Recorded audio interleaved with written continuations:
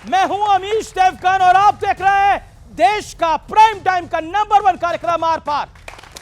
आज सियासत का एक पैटर्न जानना और समझना बेहद आवश्यक है, क्योंकि पिछले कुछ हफ्तों से विपक्ष की सियासत के दो रंग दिख रहे हैं। एक तरफ राणा सांगा जैसे भारत के महान सपूतों का अपमान, उन्हें गद्दार कहा जा रहा है, और सवाल उठाने पर तुरंत दलित वाला विक्टिम कार्ड खेला जा रहा है। यह कहानी समाजवादी पार्टी के सांसद और बड़े नेता रामजीलाल सुमन की है, जिनके समर्थन में आज मल्लिकार्जुन खड़गे ने भी दलित कार्ड चल दिया। इतना ही नहीं, गौशाला को दुर्गंध से जोड़ा जा रहा है, तो दूसरी तरफ क्रूर औरंगजेब की पैरोकारी हो रही है खुले तौर पर। वक्फ के नाम पर उकसाने वाले तंत्र भी एक्टिव हो गया है देश में। लेकिन आज समाजवादी पार्टी के दो बड़े नेताओं के बयान पर चर्चा जरूरी है। अखिलेश यादव कह रहे हैं कि बीजेपी मुसलमानों के साथ भेदभाव और खिलवाड़ कर रही है, तो इन्हीं की पार्टी के सांसद इकरा हसन कह रहे हैं कि यूपी की योगी सरकार मुसलमानों को टारगेट कर रही है। इसी बीच देश के गृह मंत्री एक बिल लेके आए हैं, इस पर भी कुछ सवाल उठ रहे हैं। संबल को प्रयोगशाला बनाया जा रहा है, सवाल है कि क्या सियासी फायदे के लिए कुछ नेता देश के सामाजिक ताने बाने पर चोट कर रहे हैं। आज जनता जनार्दन के बीच, मेरे युवा मित्रों के बीच, देश की सबसे बड़ी पॉलिटिकल बहस।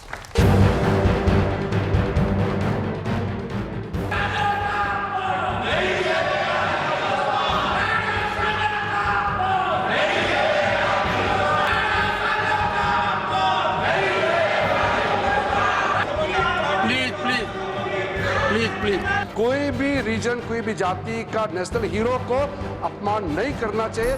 उसके घर पे जाते हैं और उसकी गाड़ी तोड़ते हैं, घर तोड़ते हैं। राणा सांगा के अपमान पर बीजेपी और एनडीए आग बबूला है, तो दूसरी तरफ समाजवादी पार्टी इस मुद्दे पर झुकने को तैयार नहीं है, और कांग्रेस भी रामजीलाल सुमन के मुद्दे पर दलित कार्ड खेल रही है। तो भारतीय जनता पार्टी भेदभाव बढ़ाती है, मुसलमान भाइयों का उनके साथ भी खिलवाड़ कर रहे हैं। ये अपमानजनक जो दलितों के खिलाफ हो रहा, ये कभी नहीं सहन करेंगे। इस सदन में कई बार हमने देखा है कि जात पात पे देश को बांटकर बंटवारा करना, जात पात पर लोगों के बीच में गलत भ्रमित करना, फॉल्स नैरेटिव बनाना, ये जो खड़गे जी का बार बार करने की कोशिश होती है, वो भी उतनी ही निंदनीय है। इस बीच सड़क पर नो नमाज वाले फैसले पर भी जमकर सियासत हुई।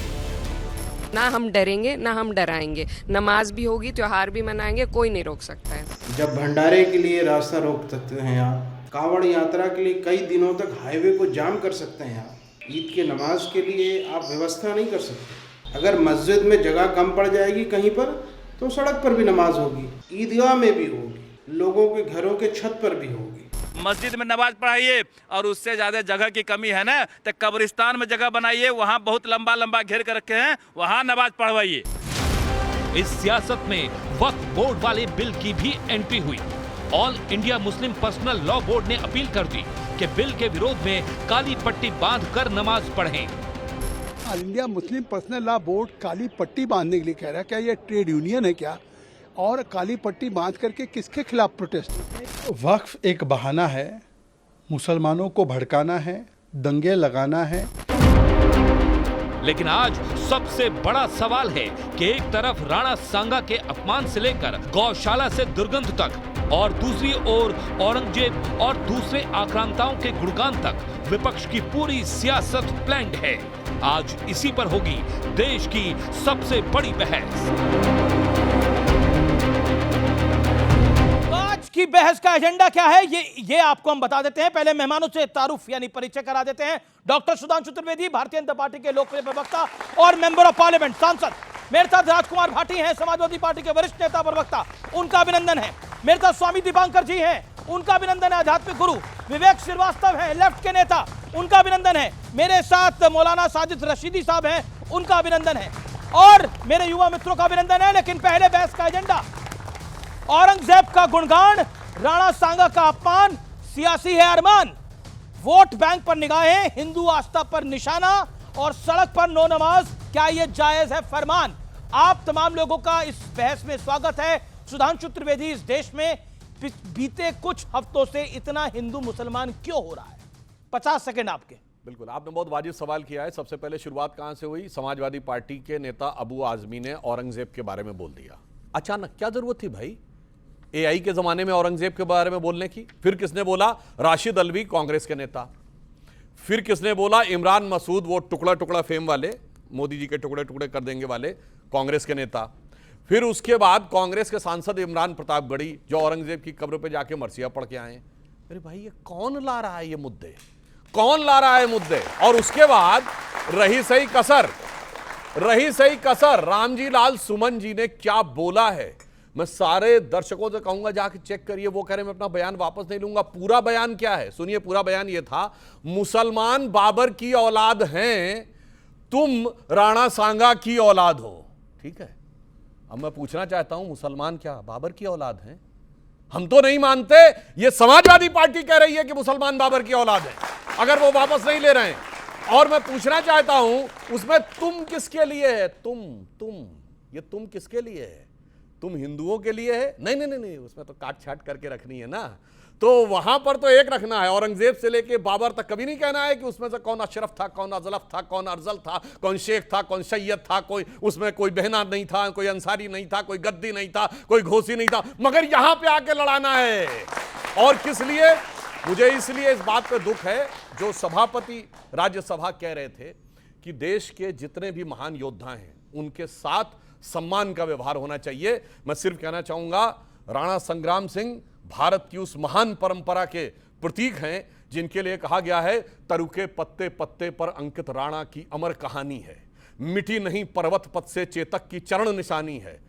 सांगा के 80 घाव लगे, मरहम पट्टी थी आंखों पर, फिर भी उसकी 80 मतलब तलवार।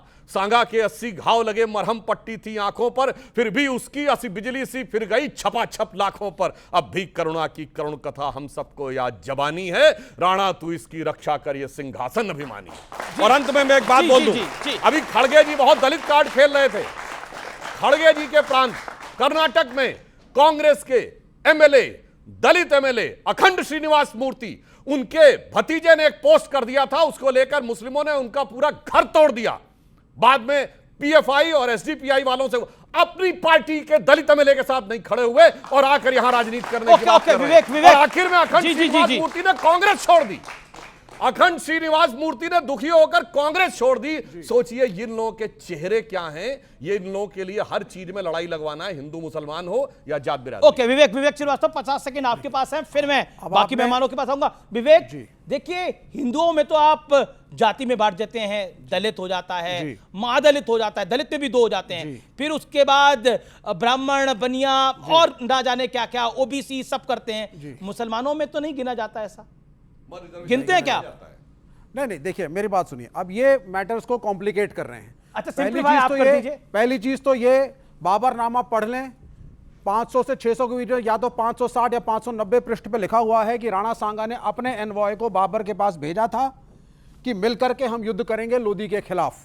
और भी मैं कई टेक्स्ट कोट कर सकता हूं, लेकिन राणा सांगा गद्दार नहीं कहे जा सकते, क्योंकि अगर आप एक राजा हो, आप अपने एलाइज बनाते हो। औरंगजेब की सेना के अंदर राजा जसवंत सिंह भी थे, राजा जय सिंह भी थे। शिवाजी की सेना के अंदर मुस्लिम सिपाही और सेनापति थे। तो यह कभी भी इस्लाम वर्सेस हिंदुइज्म की लड़ाई थी ही नहीं, राजाओं की लड़ाई थी। राजा आपस में लड़ते थे। और यहां तक कि जब औरंगजेब दारा शिकोह से लड़ने आया, दारा शिकोह के समर्थन में राजपूत सेना थी, औरंगजेब के समर्थन में मराठा लैंडलॉर्ड्स थे, वॉरलॉर्ड्स थे। यह है सच्चाई। तो इसको कम्युनल रंग जब ये देते हैं, कम्युनल रंग जब आप देते हैं तो वो गलत है। आप औरंगजेब को गलत कहते हैं, कहिए, लेकिन उसके साथ वो सारे हिंदू राजा जो थे फिर उनको भी गलत कहिए। 30% से ज्यादा जो नोबेल्स हिंदू थे उनको भी गलत कहिए, और 80% से ज्यादा एडमिनिस्ट्रेटिव स्टाफ को भी गलत कहिए। आपने तो प्रश्न पूछा हिंदू थे, जो बात डॉक्टर सुधांशु त्रिवेदी ने बोली वही मेरा प्रश्न था आपसे कि मुसलमानों में आप एक पूरा एक मुश्त गिनते हैं और दूसरी तरफ आप डिवाइड करते हैं। तो सर इस्लाम में है ही नहीं जातिवाद। इस्लाम में कुरान के अंदर जातिवाद का वर्णन नहीं है। हमारे धर्म में 4 वर्ण, गीता में, वेदों, हर जगह पे हमारे यहाँ वर्ण हैं। ये कहेंगे आप कह रहे हैं इस्लाम में वर्ण होता है, जाति नहीं होती। ये कहेंगे वर्ण होता है, जाति नहीं होती, लेकिन क्लियरली भगवत गीता में 4 वर्ण है। अच्छा, नहीं, इस्लाम में जाति नहीं होती। हाँ, लिखित में भी जाति नहीं होती। नहीं होती। ठीक है ना? कोई भी पंडित मौलाना बन सकता है, कोई भी चर्च का फादर बन सकता है। ठीक है। हमारे यहाँ ये अधिकार सिर्फ एक जाति को है। एक सेकंड, वो कह रहे हैं कि पसंदा मुसलमान बताइए जो मुल्ला मौलवी मुफ्ती मुकर्रम हाजी हाफिज बनाओ, बताइए। मैं बताता हूं, दर्जनों हमारे शेड्यूल कास्ट हैं। हमारी साध्वी निरंजन ज्योति शेड्यूल कास्ट भी हैं, महामंडलेश्वर भी हैं हमारे, कम से कम। और आपको याद हो वो शनि वाले महाराज जी, वो भी शेड्यूल कास्ट थे और धार्मिक गुरु भी थे। एक नहीं दर्जनों हैं, क्या बात करते। और सुनिए, मगर जब आरक्षण लेना होता है तो बंगाल की सरकार ने 91 जातियों को ओबीसी में जोड़ा, उसमें 73 मुस्लिम। अब जाति आ जाती है, उसमें 73 मुस्लिम। और जब ओबीसी कमीशन ने यह जवाब पूछा कि इतने सारे मुस्लिम कैसे हो गए, तो जानते हो उन्होंने क्या जवाब दिया? नहीं, ये वो जातियां हैं जो कन्वर्ट होने से पहले भी वही थी, इसलिए वो वही, यानी कन्वर्ट होने के बाद भी जात वही रहेगी। तब पूछा गया कि इतना बड़ा कन्वर्जन कैसे हो गया, इस पे उन्होंने मौन धारण कर लिया बंगाल वालों ने। क्या बीजेपी ये कहना चाहती है कि जातिवाद देश की समस्या नहीं रही? क्या ये कहना चाहते हैं देश में अनटचेबिलिटी कभी थी ही नहीं? तो राणा सांगा को गाली देने से, उनको गद्दार कहने से जातिवाद खत्म हो रहा है? औरंगजेब की शान में कसीदे पढ़ने से क्या जातिवाद खत्म हो रहा है? गौशाला को बदबूदार कहने से क्या जातिवाद खत्म हो रहा है? बताइए। आप जब गाय कूड़ा खाती है सड़क पे, उसके लिए कोई नहीं उतरता। डिबेट है, गाय कूड़ा खाती है, गलत डिबेट है। उसके लिए प्लास्टिक बंद होना चाहिए और उसके लिए मुहिम चल रही है। 25 साल से ज्यादा एमसीडी में बीजेपी का शासन था, क्यों है गाय सड़क पे? दिल्ली के एमसीडी ले आया, दिल्ली के अंदर, कमाल की बात है। ओके, एक सेकंड, मैं आता हूं आपके पास राजकुमार भाटी। राजकुमार भाटी, आपका इस चर्चा में स्टेक बहुत हाई है और मैं इसलिए जिम्मेदारी से इस बात को बोल रहा हूं। औरंगजेब पर बयान जो अबू आसिम आजमी साहब ने दिया वो आपके सामने है। Ramji Lal Suman, Rajya Sabha member of parliament, Samajwadi party. Akhilesh ji, आपकी पार्टी के सर्वोच्च नेता। क्या आपको लगता नहीं है कि आप लोगों ने इंस्टिगेट किया, आपने उकसाया? अब कांग्रेस का एक बड़ा नेता मध्य प्रदेश का साधु संतों को, महामंडलेश्वरों को सांड तक कह रहा है, मतलब क्या बचता है बचाने को इसके बाद? अब एक तो सुधांशु त्रिवेदी जी ने रामजी लाल सुमन जी के बयान का जिक्र किया, कहा कि उन्होंने ये कहा कि सारे मुसलमान औरंगजेब की औलाद हैं। नहीं, बाबर की औलाद। उन्होंने कहा मुसलमान बाबर की औलाद, बाबर की औलाद हैं। बिल्कुल उलट कह रहे हैं। भारतीय जनता पार्टी के लोग ऐसा कह के प्रदर्शित करने की कोशिश करते हैं कि सारे मुसलमान मुगल हैं, और हम हमेशा खंडन करते रहे हैं। आपकी डिबेट में भी कई बार किया था कि सारे मुसलमान मुगल नहीं हैं। किस बीजेपी के नेता ने बोला? सुमन ने जी सदन के अंदर यह बोला कि अगर मुसलमान बाबर की औलाद हैं, अगर कुछ छोड़ गए, आधा सच बोलना झूठ बोलने से भी ज्यादा खतरनाक होता है। वो कह रहे हैं अगर मुसलमान बाबर की औलाद हैं, देख लें आप। फिर आपने कहा कि तुम किसके लिए कहा? उन्होंने कहा फिर तुम किसकी औलाद हो? तुम कहा बीजेपी वालों के लिए, क्योंकि ये बीजेपी वाले ही तो कहते हैं हम महापुरुष, लेकिन आपने उसमें जोड़ दिया हिंदू समाज के लिए कहा। हिंदू शब्द उन्होंने प्रयोग ही नहीं किया। पूरे उनकी स्पीच में कहीं हिंदू शब्द नहीं है। लेकिन अमीश जी, जो आप सवाल उठा रहे हैं, कोई आदमी किसी राजा के बारे में गलत बोल दे, हो सकता है इतिहास कम पढ़ा हो सकता है ज्ञान कम हो, लेकिन हमारा कोई आदमी आपको धार्मिक विद्वेष फैलाता हुआ नहीं मिलेगा, हिंदू मुसलमान के बीच नफरत फैलाता हुआ नहीं मिलेगा। इनके लोग क्या करते हैं, मैं इनके 2 सर्वोच्च नेताओं के बयान आपको बताता हूं जो इस समय सोशल मीडिया पे चल रहे हैं। कोई देखेगा उस पर यूट्यूब वगैरह मिल जाएंगे। मोदी जी कह रहे हैं मेरा घर मुसलमानों के बीच में था, ईद पर हमारे घर मुसलमानों के घरों से खाना आता था, हमारे घर में खाना नहीं बनता था ईद के दिन। मोदी जी कह रहे हैं। योगी जी कह रहे हैं 100 मुसलमानों के बीच में भी अगर 50 हिंदू रहते हो तो वो सुरक्षित नहीं है। अब मुझे सुधांशु भाई ये बता दें, मोदी जी का बयान सही है कि मुसलमानों के घर से उनके घर ईद पे खाना आता था, उनका चूल्हा ही नहीं जलता था, मुसलमानों के बीच में वो सुरक्षित थे, कोई खतरा नहीं था? या योगी जी सही कह रहे हैं कि हिंदू सुरक्षित नहीं है? बहुत अच्छा इन्होंने सवाल किया, बहुत अच्छा सवाल किया, मैं बिल्कुल जवाब देता हूं। जब मोदी जी बच्चे थे तो तब तक मुसलमानों को इतना सर पे नहीं चढ़ाया था, और वो तब तक के नहीं था।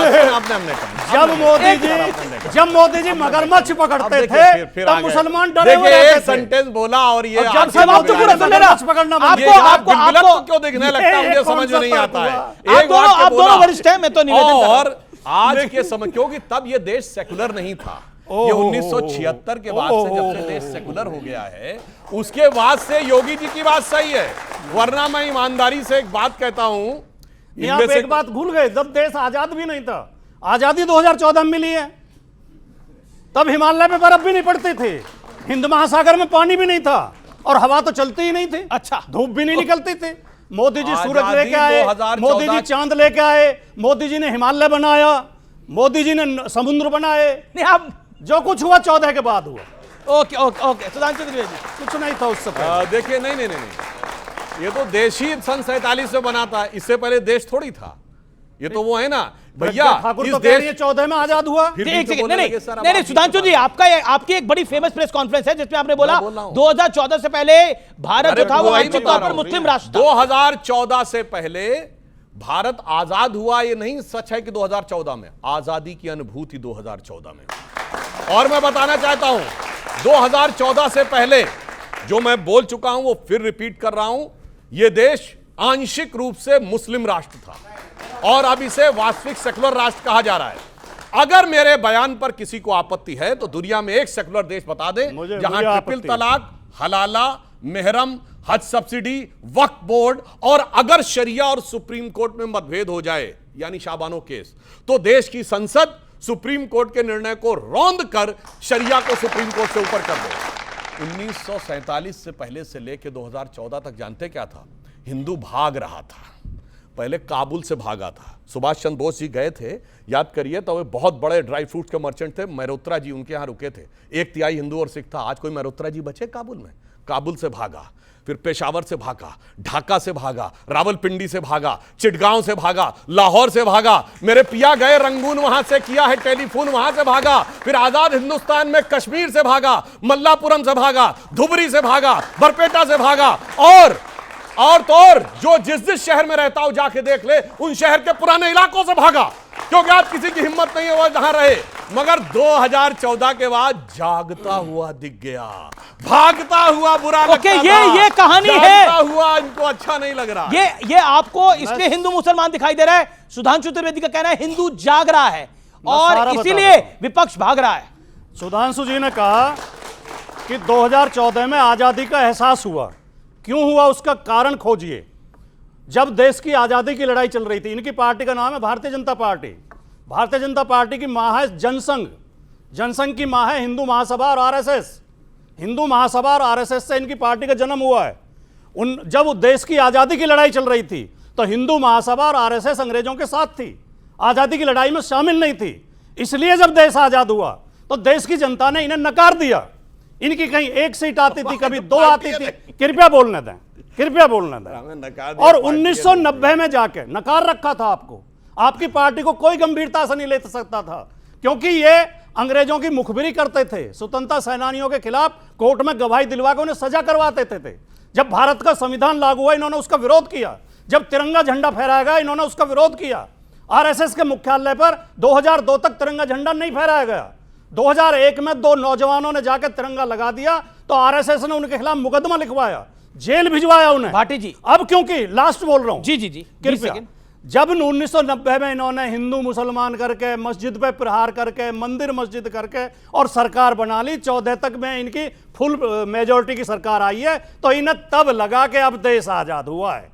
जब देश सेकुलरिज्म के रास्ते पर चल रहा था, सोशलिज्म के रास्ते पर चल रहा था, संविधान के रास्ते पर चल रहा था, तब इनके मन में ठीक है। ओके, सेकुलरिज्म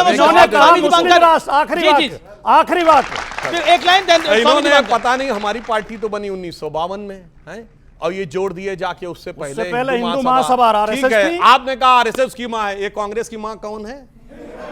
1885 में कांग्रेस ब्रिटिश सरकार के सेक्रेटरी एलन ऑक्टेवियम ह्यूम के द्वारा बनाई गई। पहले 25 साल में एक नहीं अनेक ब्रिटिश सरकार के secretary William Wedderburn, George Yule, Alfred Rome, नाम मैं इसका जवाब दूंगा। बिल्कुल आप दीजिएगा, क्योंकि पार्टियों के माँ बाप की बात हो रही है, पार्टियों के माँ बाप की बात हो रही है। मैं ये अन्याय होगा विवेक श्रीवास्तव के साथ उनकी पार्टी का। एक लाइन, इसके बाद मैं दूसरों जी और कौन किसको बाप मानता था मैं बताना चाहता हूं। सन 47 में से पहले अंग्रेजों ने रूल बना रखा था कि भारत का बजट शाम 5 बजे आएगा, चूंकि लंदन में 11 बजते थे। 1997 तक 5 बजे शाम को प्रस्तुत होता रहा। अटल जी की सरकार में चेंज हुआ। बोलो भाई कौन बाप बना के रखा था? 1968 तक किसने जॉर्ज की मूर्ति इंडिया गेट पर रखी हुई थी? आपको पता है? आजादी मिली 47 में। 48 तक माउंटबेटन क्यों रहा गवर्नर जनरल? बताओ, भारत का पता है? 1949 तक आर्मी चीफ अंग्रेज रहा। कौन? General Francis Roy butcher. आपको पता है कि भारत का एयरफोर्स चीफ 1954 तक रहा गेराल्ड गिब्स। आपको पता है कि भारत का नेवी चीफ 1958 तक रहा स्टीफन कार्लाइल। भाई साहब बाप बना। और आपको पता है 1977 तक भारत के सारे एग्जाम सेंट्रल गवर्नमेंट के सिर्फ और सिर्फ इंग्लिश में होते थे। किसने बाप बना के रखा हुआ था? मैं जवाब देना चाहता हूं। देखिए ये चर्चा बड़ी हो रही है। विवेक और स्वामी दीपांकर और रशीदी जी वेट कर रहे हैं। 10 सेकंड जी 10 सेकंड सुधांशु का जवाब जरूर दीजिएगा। सुधांशु जी इतने परेशान हो गए मेरे तर्कों से कि मेरे बजाय कांग्रेस पे हमला करने लगे। मैं कांग्रेस का प्रवक्ता नहीं हूं। आपका राइट तो है, आपके राइट पे तो है। दूसरी बात क्या ये सब लोग नहीं जानते कि बीजेपी आरएसएस की एक शाखा है? मैंने कुछ गलत कहा? नहीं बिल्कुल सही कहा। आरएसएस बीजेपी की मान नहीं है क्या? बिल्कुल सही कहा। तीसरी बात बिल्कुल सही कहा। अगर एओ ह्यूम भारत के लोगों को प्रशिक्षित और जागरूक कर रहे थे अंग्रेजी सरकार के खिलाफ, कृपया वाक्य पूरा होने दें। तो कोई गुनाह कर रहे थे? भारत में पत्रकारिता की शुरुआत भी एक अंग्रेज ने, ऑगस्टस हिक्की ने की। तो क्या हम पत्रकारों को भी हिक्की का नहीं बिल्कुल नहीं। एक भारतीय भाषा का बताओ, भारतीय भाषा का अखबार बताइए। आप तो भारतीय भाषा का उदंत मार्तंड पहला हिंदी का। तो फिर शुरुआत भारतीय भाषा से मानो, अंग्रेजी से क्यों मान रहे हो? शुरुआत बंगाल गजट से हुई। ऑगस्टस हिक्की का अखबार था। 1870 में हुई। मैं निवेदन करना चाहता हूं। देखिए ना इस देश का बाप औरंगजेब को कोई माने ना, और क्योंकि बापों की बात हो रही है, किस पॉलिटिकल पार्टी का बाप कौन है? विवेक श्रीवास्तव एक लाइन के अंदर आपकी पार्टी के पिताजी कौन है? नाम लीजिए। किसने बनाई आपकी पार्टी? हमारी पार्टी के ओके हमारी पार्टी के पिताजी मार्क्स हमारी पार्टी के पिताजी मजदूर हैं। पहले कार्ल मार्क्स और लेनिन, उनकी तो आइडियोलॉजी हम फॉलो करते हैं। तो बस खत्म बात हो गई। क्या हो गया? अब आगे बढ़ते हैं। ओके मैं स्वामी दीपांकर और रशीदी साहब के साथ अन्याय होगा। स्वामी दीपांकर, ये देश सेकुलरिज्म के रास्ते पे अच्छा चल रहा था। ये जब से भारतीय जनता पार्टी वाले आए हैं तब से तकलीफें बढ़ गई हैं। तब से राणा सांगा को समाजवादी पार्टी के एक वरिष्ठ नेता गद्दार कह रहे हैं, और अबू आजमी को भी इन्होंने मजबूर करा ये सब कहने के लिए। और दुर्गंध आ रही है गौशाला से, वो भी बीजेपी वालों ने करा मजबूर बस इतना कहने के लिए। और मैं कहना नहीं चाहता, मैं बहुत आपका सम्मान करता हूं, लेकिन एक कांग्रेस पार्टी के वरिष्ठ नेता ने साधु संतों और महामंडलेश्वरों को सांड कहा है। हमने सुना दादा। 14 से पहले तो सब सही था। एक रोचक बात आप सबको बताता हूं। मुझे कभी कभी हैरत होती है जब मैं गाय के विषय में या गौशाला के विषय में सुनता हूं। आपने भी सुना होगा भगवान कृष्ण ने अपने हाथ पे गोवर्धन पर्वत ही उठाया था, क्योंकि गाय को मां माना जाता है। और यकीन मानिए गोरखपुर, गोवा, ग्वालियर, गोकुल, ये सब नाम गाय के उस पर ही है।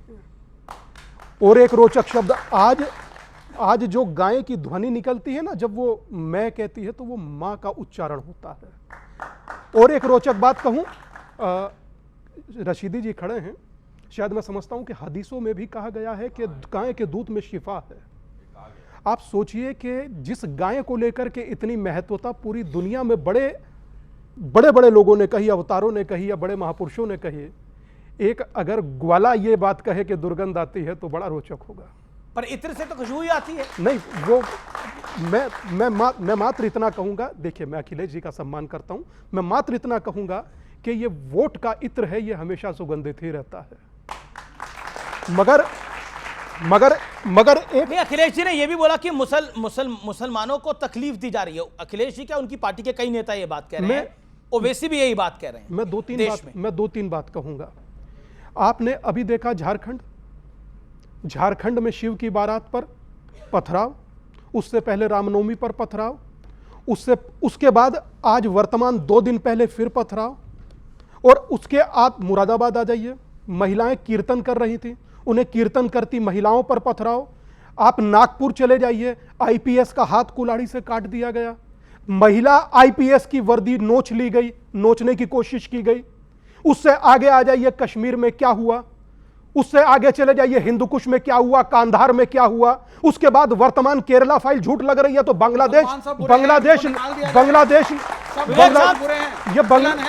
मैं ये एक बात नहीं समझ पाता दादा अमीश, ये नेगेटिव है। मैं ये कह रहा हूं यहाँ रहना नहीं चाहिए।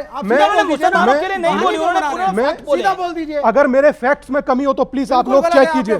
आप ये बोलिए ना कि विश्व हिंदू परिषद और बजरंग दल का कैडर नागपुर में गया था और इंस्टिगेट किया। मुझे सब वीएचपी और बजरंग दल ने करा सब। मुझे मेरे फैक्ट्स इन्हें गलत लगेंगे, ये चाइनीज दूरबीन और चश्मा लगा कर देखते, इन्हें हमेशा मेरे फैक्ट्स गलत लगेंगे। आप पहले बताइए मेरे फैक्ट्स गलत, मुझे बोलने दीजिए, मैं अपनी बात कहूं, मैं उसकी बाद आपके बात का उत्तर दूंगा। मैं पहले नहीं सीधा बोल दीजिए मुसलमान बुरे हैं।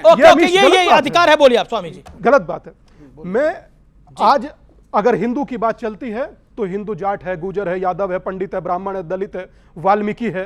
कोई ये नहीं कहेगा कि टोंक में तकरीबन हफ्ता डेढ़ हफ्ता पहले वाल्मीकि परिवार की बिटिया के विवाह को क्षत्रिय समाज ने अपने घर में बुला करके बिटिया को वहां से चलाया। नहीं कोई बोलेगा। क्यों? क्योंकि उसे बताएंगे तो एजेंडे पर पलीता लग जाएगा, और पलीता लगवाना नहीं है। तो मैं रोचक बात यह कह रहा हूं कि भाई साहब अभी कह रहे थे कि मुस्लिम में तो जाति नहीं होती। अच्छा, रोचक यह है, दिन के उजाले में आप लोगों के सामने गूगल नेटवर्क सब लोगों के पास है, एआई के युग में झूठ बोलते हुए शर्माते नहीं है। 4% मुस्लिम को, गरीब मुस्लिम को कहा कि सरकारी उसमें ठेके में आरक्षण दिया जाए। 1 करोड़ का ठेका अगर जो गरीब है तो ले पाएगा? मतलब जवाब रशीदी जी, ये क्यों, ये राजनीति ऐसी हो गई है, ये राजनीति ने इस तरह से मजबूर कर दिया है। पहले तो ऐसा नहीं होता था कि राणा सांगा के लिए कोई गद्दार शब्द का इस्तेमाल करे और औरंगजेब की तारीफ करे इतने बड़े मन से। क्यों हो रहा है? और साधु संतों को सांड कहा जा रहा है। देखिए, सबसे पहले तो मैं आपको एक चीज़ बताना चाहता हूँ। आज मुझे बड़ी खुशी है, हिंदू मुसलमान में नहीं हो रहा है, हिंदू में हो रहा है। ये मुझे बड़ी खुशी है। हम एक साइड हो गए, बहुत अच्छी बात है। मतलब हम लोग लड़े, इन्हें खुशी है। नहीं, उनको पता है लड़ने वालों को। मैं जो कह रहा हूँ सुन तो लीजिए महाराज। कमाल कर दी महाराज, आप तो गलत ले गए उस बात को। मैं सही लेकर दूसरी बात ये, गलत गए। दूसरी बात ये कि मुसलमान के लिए औरंगजेब हमारे लिए आइडियल नहीं है। औरंगजेब कौन कर रहा है? हम तो नहीं कर रहे हैं। आपके बगल में नहीं, जो भी कर रहा है जी, मेरे बगल में तो सारे खड़े हैं। नहीं, जो बिल्कुल पास खड़े हैं, नहीं सभी कर रहे हैं। जो पास खड़े और जिनसे आपको आस है। देखिए, आपकी हम दो मुस्लिम हिंदू धर्म गुरु हैं, हमें दोनों को नहीं बोलने दे रहे हो आप। मेरे पीछे आप पड़ गए, उनके पीछे वो पड़े हुए थे। मैं ये कहना चाहता हूँ, देखिए, औरंगजेब हो या कोई भी हो, जिसमें थोड़ी बहुत जो भी आस्था है, उन प्रतीकों को क्यों छेड़ा जाए। संघ के एक बड़े आदमी ने कहा, बड़े नेता ने कहा, आपने भी सुना होगा, वो कहा कि भाई औरंगजेब पर अब बात करना ये तार्किक नहीं है। सुनील अंबेडकर जी ने। हाँ, बिल्कुल अच्छी बात नहीं है। ये बिला वजह के राजनीतिक मामले हैं सारे के सारे। अब समाजवादी के एक नेता ने औरंगजेब की बात को उठाया और बैकआउट कर गए। यानी उन्होंने ये साबित कर दिया कि मुझे जानबूझकर कहलवाया गया मुझसे, और मैं कुछ नहीं जानता। किसने कहलवाया आपकी राय में किसने कहलवाया? वो छोड़िए उस बात। क्यों छोड़े? नहीं, आप छोड़ने वाले कहां? आप तो पकड़ने वाले हो। किसने कहलवाया? ये समाजवादी के लोग कह रहे हैं ना इस बात को।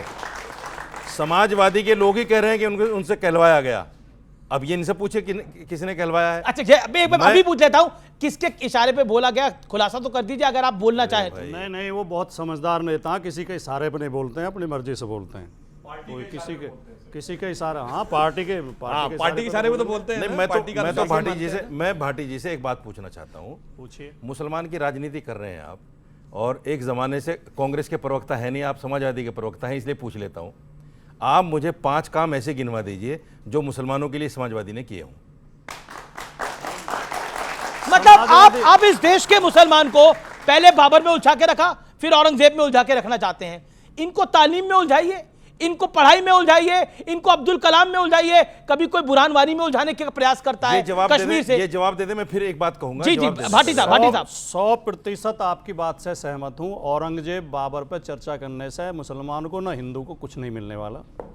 मुसलमान के लिए शिक्षा चाहिए, रोजगार चाहिए, सम्मान चाहिए, बराबरी चाहिए, भाईचारा चाहिए। बड़ी अच्छी बात। तो राणा सांगा को गाली तो नहीं चाहिए ना? समाजवादी पार्टी ने क्या किया, इन्होंने ये पूछा। बीजेपी ने क्या नहीं किया और समाजवादी पार्टी ने क्या किया? आप अपना बताइए। हाँ, मैं बता रहा हूँ। आपको खतरा पहले क्यों पैदा हो गया? भारतीय जनता पार्टी उत्तर प्रदेश में 18% मुस्लिम है सरकारी आंकड़ों के अनुसार। भारतीय जनता पार्टी 18% आबादी को एक भी टिकट नहीं देती है। समाजवादी पार्टी टिकट देती है। आज भी हमारे 4 सांसद हैं, एक राज्यसभा में, 5 सांसद मुस्लिम हैं, समाजवादी पार्टी उन्हें मंत्री भी बनाती है, नंबर 1 ट्रांसफर पोस्टिंग में भेदभाव नहीं करती है, उनके बच्चों के लिए पढ़ाई की व्यवस्था करती है, वजीफे की व्यवस्था करती है, बेटियों को कन्या विद्याधन देती है, और हम भाईचारा पैदा करने का प्रयास करते हैं। हम धर्म के आधार पर भेदभाव नहीं करते। अच्छा, अब सुनिए ठीक है बिल्कुल 30 सेकंड। मैं दो बातें कह रहा हूं। जी 30 सेकंड है। ये मुसलमान को वहां से टिकट देते हैं जहां से कांग्रेस भी टिकट मुसलमान को देती है, बसपा भी वहीं से मुसलमान को देती है, समाजवादी भी वहीं से मुसलमान को दे देती है। आप गलत तथ्य पेश कर रहे हैं। हमने इस बार 4 टिकट दिए, चारों जीत का है। अरे कमाल की चारों बात जीत का है। अक्सर मुसलमान हारते हैं, अक्सर जहां मुसलमान 4 देंगे जब हम 16 दे देंगे। सुधांशु जी, जिस दिन आप 4 देंगे हम 16 देंगे। अरे ले तो मतलब खुद नहीं मान रहे 18%। अभी देखिए बोल रहे थे 18%। अरे ठीक है, मैं विषय पर आता हूं। मैं अपनी बात पूरी कर विवेक, सुधांशु त्रिवेदी, मैं अपनी बात पूरी कर लूं। जी बिल्कुल 10 second, then Sudhanshu and Vivek. Okay Shanti. Audience के सवाल ले रहा हूं मैं इसके बाद। ये करते हैं कि जहां मुस्लिम पॉपुलेशन में है, सीट निकलने की बात होती है, वहां ये सब पार्टियां मुसलमानों को खड़ा कर देती हैं, मुसलमान हार जाता है और बीजेपी का आदमी निकल जाता है या दूसरी पार्टी निकल जाती है। तीसरी बात, इनकी सरकार में और कांग्रेस की सरकार में हमेशा मुस्लिम बच्चे ज्यादातर या तो वो जेब काटते थे या रास्ते लूटते थे या उल्टे सीधे काम करते थे। नहीं, मैं अपमान नहीं कर रहा हूँ सर। मुसलमान खाली जेब नहीं काटता, मुसलमान भाई कमाल की बात, रडार भी बनाता है। अपमान नहीं है, मुसलमान ये हवाई सच्चाई जहाज भी बनाता है। ये सच्चाई। अरे अरे यार, मैं जो बात, आप कहाँ गलत ले जा रहे हैं उसको? आप कहाँ गलत बात कर रहे हैं? आप कौन सी बात? मैं सिर्फ ये कहता हूँ, इन्होंने मुझे समझ में नहीं आ रहा, सवाल क्या पूछूं? अमीश, इन्होंने मुसलमानों को इतनी छूट दे दी मुस्लिम बच्चों को कि वो बजाय एजुकेशन में जाने के, बजाय सही लाइन पे जाने के, गलत लाइन पे रहे। गलत लाइनें क्या? आज वो बच्चे, गलत लाइनें कौन? 1 2 3 मैंने बताया ना अभी। बसों के अंदर सारे जितने जेब कतरे होते हैं अक्सर मुसलमान होते हैं उनमें। नहीं मैं ये अक्सर मुसलमान होते हैं। मुझे घोर आपत्ति है मौलाना। नहीं, और ये इनकी छूट की वजह से घोर आपत्ति है। आप ये इनकी छूट की वजह से समुदाय का अपमान कर रहे हैं आप। मैं समुदाय का अपमान नहीं कर रहा हूं, मुझे घोर आपत्ति है। अरे मैं एक सच्चाई बता रहा हूं, आप ना माने उस बात को। मुद्दाई कुछ इन्होंने गवाह कुछ कह रहा है। सुनिए, इन्होंने इतनी छूट दे दी है आप तो बीजेपी को मुस्लिम वोट करा। अरे सुनो मेरे भाई, बीजेपी वोट करा, आप कह रहे हैं बस करिए, चलिए हुआ। ओके, मैं चर्चा को आगे बढ़ाता हूं।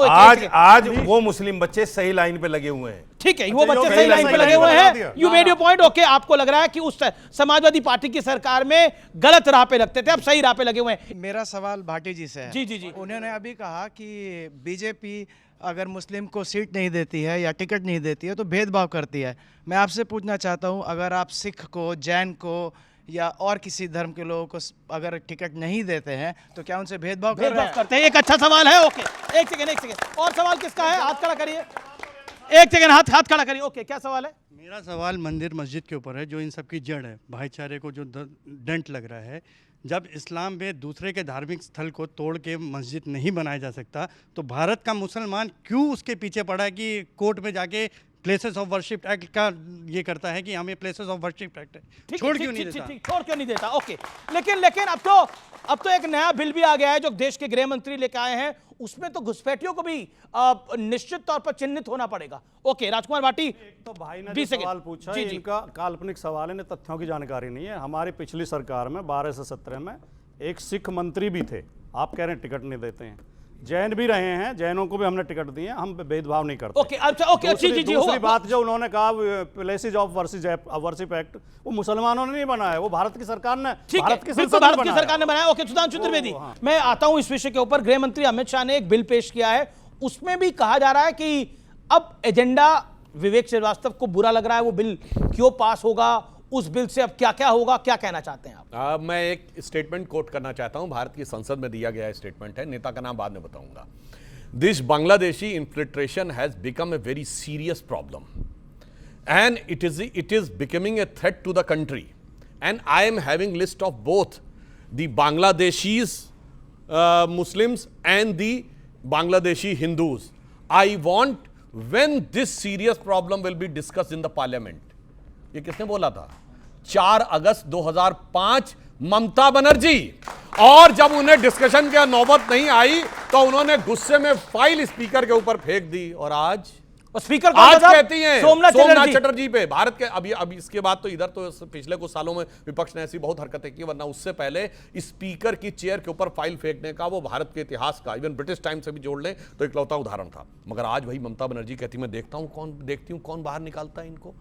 सीधी सी बात है, के ऊपर 40 सेकंड। ये सरकार एक के बाद एक कम्युनल बिल्स लाएगी जिसका सिर्फ एक ही मकसद होता है मुसलमानों को तंग। कम्युनल बिल क्या है? लेट मी स्पीक, आपने उनको बोलने दिया। पहली गलती इनकी जो उन्होंने फैक्चुअली इनकरेक्ट बोला, इन्होंने बोला साहब 1976 में अमेंडमेंट के पहले तो ये देश सेकुलर था ही नहीं। Sir, it was only a reiteration. अगर आप अंबेडकर के कॉन्स्टिट्यूशन को ध्यान से पढ़ेंगे तो right to freedom of religion और स्टेट का इंटरफेरेंस नहीं होगा और हर धर्म की एक इक्वल मान्यता है, यह कॉन्स्टिट्यूशन में ऑलरेडी था। 76 में कम्युनिस्टों के कहने पे सिर्फ इसको बोल्ड करके रिटरेट किया गया। तो यह गलत है कहना कि इसके पहले देश सेकुलर नहीं था, पहले ही गलती। दूसरे कांग्रेस का बेड़ा गर्क करने में लेफ्ट का ही हाथ है, इसका मतलब नहीं ऐसा नहीं है, ऐसा नहीं। देश सेकुलर है, हमारा हाथ है, हमने अमेंडमेंट करवाया, मिसेस गांधी ने माना। अब आ जाते हैं इस बिल के ऊपर, सीए एनआरसी लेकर के आए, बोला कोई भी उत्पीड़ित अगर होगा तो अगर वो मुसलमान है तो नहीं आ सकता, हिंदू है तो मानेंगे वो पीड़ित है। उसके बाद दूसरा नैरेटिव सुनिए, फिर कहते हैं नहीं मुसलमान भी एक नहीं होता, उसमें भी जातियां होती हैं, उसमें भी उत्पीड़न होता है। अगर उत्पीड़न होता है तो जब आपका सीए आपने पास किया था उसमें मुसलमान आपने क्यों नहीं जोड़े? जी बिल्कुल ओके। सुधांशु त्रिवेदी, मैं बिल्कुल आ रहा हूं आपके पास। सुधांशु त्रिवेदी, दोनों बातों का जवाब देता हूं। पहले इनका बता देता हूं, यह कांग्रेस पार्टी की असम सरकार का अप्रैल 2014 का रेजोल्यूशन है, तरुण गोगोई सरकार का, कि बांग्लादेश से आने वाले हिंदू और बौद्धों को ही दिया जाना चाहिए। बीजेपी कम्युनल बिल लेकर आ रही है। मैं कम्युनल बिल कहने की कोशिश कर रहे हैं। Manmohan Singh as leader of the opposition to home minister L K Advani, उनका सदन में दिए गई बाइट अवेलेबल है जिसमें उन्होंने कहा पाकिस्तान से आने वाले सिर्फ हिंदू और सिख को देना चाहिए। कम्युनिस्ट पार्टी का कोझिकोड का 2010 का रेजोल्यूशन अवेलेबल है जिसमें उन्होंने कहा सिर्फ वहां रिलीजियस माइनॉरिटीज को देना चाहिए। 2003 की होम मिनिस्ट्री की रिपोर्ट है, मतलब सरकार हमारी थी मगर जो कमेटी बनी थी उसमें जानते कौन थे? उसमें जनेश्वर मिश्रा जी भी थे, लालू प्रसाद यादव जी थे, कपिल सिब्बल जी थे, अंबिका सोनी जी थी। उसमें रिकमेंडेशन लिखा है कि पाकिस्तान और बांग्लादेश से माइनॉरिटी कम्युनिटी वालों को हमें सिटीजनशिप देनी है, और आगे शायद क्लॉज पॉइंट नंबर 8 या 9 में लिखा है मेजॉरिटी वालों को नहीं देनी है। ठीक है, ये किसने लिखा है? उसको और लास्ट में एक बात कह दूं, इनके मुंह से कितना अच्छा निकला कि 1976 में कम्युनिस्टों के कहने पर इन्होंने सेकुलर जोड़ा।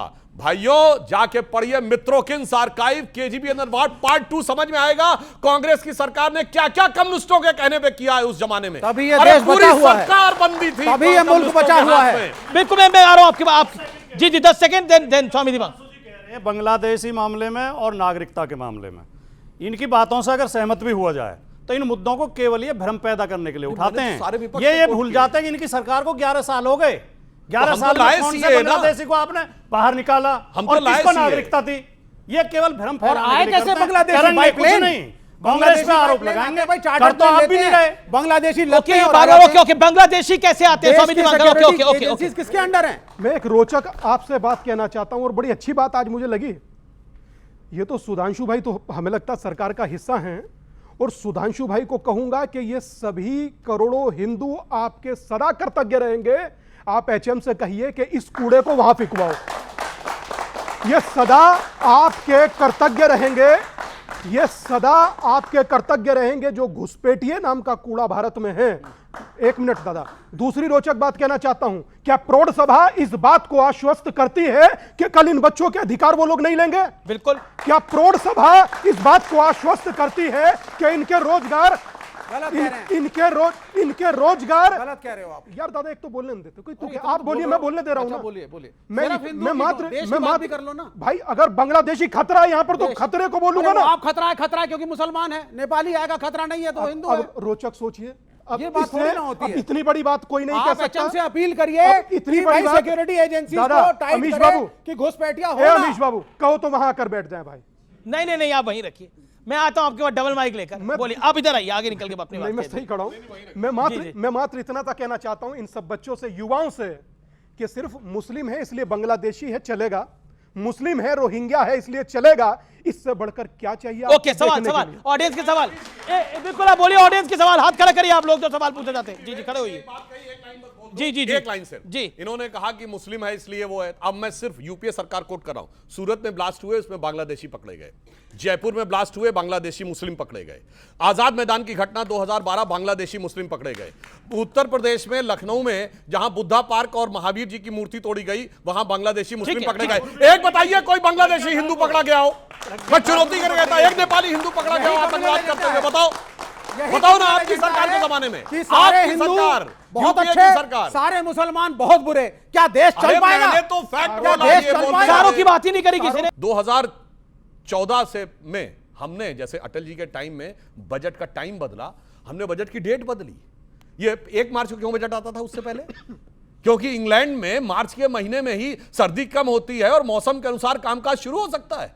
हमारे यहां तो जून के फर्स्ट वीक में केरल में मानसून आ जाता है। तो हमारा बजट तो यह होना चाहिए कि मई के फर्स्ट वीक तक 100 एलोकेटेड चीजें पहुंच जाएं। तो मोदी जी ने 1 मार्च की बजाय 1 फरवरी को लाना शुरू किया। ये अंतर आया है। जी जी जी, मैं आता हूं, मैं कोट कर रहा हूं और मैं कोट कर रहा हूं जो दिल्ली यूनिट के बीजेपी। महात्मा गांधी की समाधि पर हे राम लिखा है, जिसे उन्होंने अपना राजनीतिक आदर्श माना था। वो हे राम जो है वो प्राण प्रतिष्ठित हुआ है जाके 2014 के बाद। इसलिए मैं कह सकता हूं गांधी जी के राम राज्य को वास्तविक अनुभूति 2014 के बाद। ओके, शोएब जमाई कहते हैं कि जब भंडारे के लिए रास्ता रोक सकते हैं आप, कांवड़ यात्रा के लिए कई दिनों तक हाईवे बंद हो सकते हैं, जाम हो सकते हैं, तो ईद पर नमाज के लिए आप व्यवस्था क्यों नहीं कर सकते? नमाज होगी ईदगाहों पर और लोगों के घरों की छतों पर, सड़क पर भी होगी। हर्ज क्या है, जब भंडारे के लिए सड़क रुक सकती है तो नमाज के लिए क्यों? बड़ी रोचक, कितना खुश हो, मैं चाहूंगा बोलिए आप। मतलब बोलने नहीं देना चाहते भाई, ये बोलेंगे सड़क पर नो नमाज, क्या ये जायज है फरमान? क्योंकि मैंने 2 बार देखा, मेरे दोनों बार आंखों के एक्सपीरियंस हैं कि ऐसी एम्बुलेंस रुकी रह जाती है और एक व्यक्ति की मृत्यु तक मैंने उसमें देखी। अरे कुंभ में नहीं रुकी कोई एम्बुलेंस? दादा अच्छा, ये बात काट लीजिए दादा, कोई फर्क पड़ेगा? और अगर जो ऐसा ही आपको करना है तो आप अकेले इनका 1-to-1 इंटरव्यू कीजिए। अरे भाई, भीड़ तो हर धर्म में, हर त्योहार में मतलब के कुंभ में कुंभ में सबसे बड़ी प्रॉब्लम यह है कि 66 करोड़ लोग एक छत के नीचे आकर नहाकर चले गए। इनकी समस्या यह है। मेरी समस्या 66 करोड़ लोग एकता के महाकुंभ में गोता लगाकर चले गए और इनको उस त्रिवेणी में रोजगार नहीं मिला। इनकी समस्या ये है। ओके, ना मेरी समस्या वाले भी थे, राणा सांगा वाले भी थे, ये तोड़ नहीं पाए, उनको यही समस्या है। और इन सब ये जो कहते हैं ना, ये सब कहते हैं जातिगत जनगणना, जातिगत जनगणना। मैं दावे से कहता हूं भाई साहब, 60 करोड़ लोगों में गिनिए किसकी क्या जाति है हिम्मत तो गिनकर बताओ। नहीं, वो खुद ही बता देंगे, वो खुद बता देंगे। तुम बताओगे, क्योंकि हिंदुओं में बांटने का काम आपका है और किसी का नहीं। और ये भड़काते हैं आदमी को हिंदुओं के लिए। आपकी 4 किलोमीटर की यात्रा से कुछ होने वाला भाई साहब, चाइनीज चश्मे से 4 ही दिखेगी। तो आर पार में रुकेंगे एक अंतराल के लिए, लेकिन आर पार में ब्रेक के बाद एक बड़ी खबर और कुछ बड़े सवाल। जागरण अलाउड है, आप कर सकते हैं, सड़क रोक सकते हैं, कोई फर्क नहीं पड़ता। लंबा जाम लगे, कथावाचक आए, खूब करिए, सड़क रोकिए, कोई फर्क नहीं पड़ता। लेकिन 5 मुसलमान बैठ के नमाज पढ़ेंगे तो पुलिस वाला लात से मारेगा। देखिए, पहले उनकी बात का टेक्निकल जवाब दे दूं। कोई भी भंडारा करे अथवा पंडाल लगाए, परमिशन ले और लगाए, कोई समस्या नहीं है। हमारे जो भी होते हैं, दुर्गा पंडाल हो या गणपति पंडाल हो, सब परमिशन लेके होते हैं। बगैर परमिशन के आप सड़क रोकेंगे तो ये सरासर गलत है। दूसरी बात, जब आप खुद कहते हैं कि नमाज का प्लेस से कोई कनेक्शन नहीं है, आपने एक नहीं दर्जनों बार देखा होगा कि बगल में पार्क खाली है, भाई पार्क में जाके कर लो, मगर सड़क के ऊपर ही क्यों करना है? यह दर्शाता है कि आपके मन का। और दूसरी बात, पिछले 2-3 ईद गुजरी है उत्तर प्रदेश में, सब शांतिपूर्वक रहा, बगैर सड़क के सब अंदर हो गया ना, तो इसका मतलब हो सकता है, मगर उसके बावजूद इन लोगों को उसे भड़काने के लिए प्रयास करना। और फिर देखिए हिंदू धर्माचार्यों के बारे में कैसी कैसी बात कहते हैं। और खुद फुरफुरा शरीफ के गद्दी नशीब पीरजादा अब्बास सिद्दीकी के साथ बंगाल में साष्टांग दंडवत करते हैं वो, जो जाके कहते हैं। और सुनिए, फिर अचानक मार्क्स उड़ जाता है। मार्क्स ने कहा था धर्म अफीम है, सुनिए, तो सिर्फ हिंदू धर्म के लिए धर्म अफीम है। और जब इस्लाम के कदमों में जाते हैं तो वो सवाब है साहब, वो तो इनायत है, वो तो इबादत। इनको जोड़ दीजिए हमारे साथ, हम तो तैयार खड़े हैं। जी जी जी, आ जाइए हमारे साथ। मात्र हिंदू धर्म के लिए अफीम है, बाकी सब धर्म इनके लिए। आपको तो क्या शब्द मैं बोलना नहीं चाहता, मैं वही कह रहा हूं, मैं आपको न्योता दे रहा हूं, आप हमारी मूवमेंट। स्वामी दीपांकर मैं ना हूं। हिंदू धर्म इनके लिए अफीम है, बाकी सब करीम है, मुंह पर लगाए घूम रहे हैं। क्या सवाल आपका? आप तो समाजवादी पार्टी से ना, आप तो नहीं, मतलब उन्हें क्या पता मैं true Samajwadi party true Hindu नहीं है ना सर? ट्रू हिंदू नहीं है। ओके ओके ओके, सवाल क्या है आपका? अरे आप बोलिए क्या सवाल है? पॉइंट बोलिए, बात बोलिए सर। मेरा सवाल समाजवादी पार्टी के प्रवक्ता से है जी कि सर जब मुजफ्फरनगर में दंगे हुए थे तो आपकी पार्टी के नेता ने ही पुलिस प्रशासन को रोका था कार्रवाई करने से, और आज योगी जी की सरकार में जब दंगे हुए हैं, संभल की बात करें या कहीं और की बात करें, तो पुलिस प्रशासन निष्पक्ष कार्रवाई करता है। ओके ओके ओके, क्या कहना चाहते हैं आप? ओके, अभी योगी जी का बयान आया है कि यूपी में मुसलमान सबसे ज्यादा सुरक्षित है, तो मेरा यह सवाल सपा को तो है कि क्या यह वाक्य सही है, अथवा मेरा यह सवाल सुधांशु त्रिवेदी सर से भी है, क्या यह सही है? ओके ओके, पहले रशीदी साहब बोले। रशीदी साहब आप इस बात का जवाब दीजिए, क्या यूपी में मुसलमान सबसे सुरक्षित है? ओके, 40 रमेश भाई, मैं स्वामी जी से कहना चाहता हूं, आप मेरे साथ जामा मस्जिद पे चलिए स्वामी जी। कुरैशी के कबाब के बाहर लाइन लगी मिलेगी आपको, 80% हिंदू 20% मुसलमान। चलिए जामा मस्जिद पे, और रात के 2 बजे तक ना मुसलमान खतरे में है ना हिंदू खतरे में है, वोट बैंक खतरे में है। किसका? ये सब वोट बैंक की राजनीति हो रही है। मैं एक चीज और बताना चाहता हूं, देखिए आप सर एक मिनट, आपने सारी सभा आपने लूट ली। अब सुनिए, राणा सांगा के बारे में अगर किसी ने गद्दार कह दिया वो बुरा है, नहीं कहना चाहिए। नमाज पर क्यों बहस हो रही है? ये कोई नमाज आज हो रही है? आजादी से लेकर अब तक नहीं, नमाज तो होती रही। आइए आप पहाड़गंज में चले जाइए, पहाड़ सुधांशु जी, पहाड़गंज में हिंदू है टोटल, लेकिन ईद की नमाज के लिए वो हिंदू सड़क धोते हैं कि सड़क पर नमाज हो जाए, नमाजी को परेशानी ना हो। हिंदू करता है इस काम को। आप उस सद्भावना को, उस एकता को तोड़ने पर क्यों लगी ये सारी सियासी पार्टियां? लास्ट राउंड सुधांशु त्रिवेदी है, राजकुमार भाटी एक एक करके जवाब दे रहा है। एक सवाल आपसे, एक सवाल राजकुमार भाटी से। राजकुमार भाटी, गौशाला को दुर्गंध कहना गलती है समाजवादी पार्टी की, 5 सेकंड में जवाब। हम गौपालक हैं, हम गाय की सेवा करते हैं, गौशाला में दुर्गंध नहीं है, गौशाला में जो भ्रष्टाचार है उसमें दुर्गंध। ओके, सुधांशु त्रिवेदी, इत्र से, हाँ आप ही की बात आ रहा हूं, इत्र में इत्र वालों से खुशबू आ रही है और गौशाला वालों से बदबू आ रही है, क्यों? 5 सेकंड। रामचंद्र कह गए सिया से ऐसा कलयुग आएगा, गोपालक श्री यदुवर कुल में एक ऐसा कुल घालक आएगा जिसे बकरा कटने में खुशबू मिलेगी और गाय में बदबू पाएगा। जी जी, अगला सवाल मेरा, अगर गौशाला से दुर्गंध आ रही है तो कभी मीट की दुकान से दुर्गंध आई है आपको या आपकी पार्टी को? 5 सेकंड में जवाब। कभी बोला आप लोगों ने?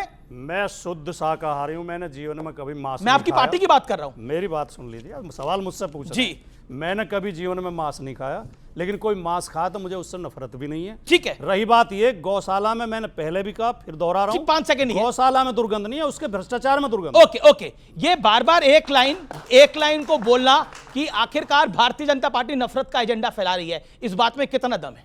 नफरत का एजेंडा जो है आज के इस इंफॉर्मेशन बूम के दौर में चिन्ह होता नजर आ रहा है, इसलिए समस्या है। ओके, इसीलिए एक लाइन में कह दूं, सच जरा सा घटे या बढ़े तो सच सच ना रहे, मगर झूठ की तो कोई इंतहा नहीं। लाख चेहरे बदल के आ जाते हैं ये, पर आईना कमबख्त झूठ बोलता है। और अब वक्त है आज के विचार का। रिश्तों की कद्र धन की तरह करें। दोनों को कमाना मुश्किल है और गंवाना आसान।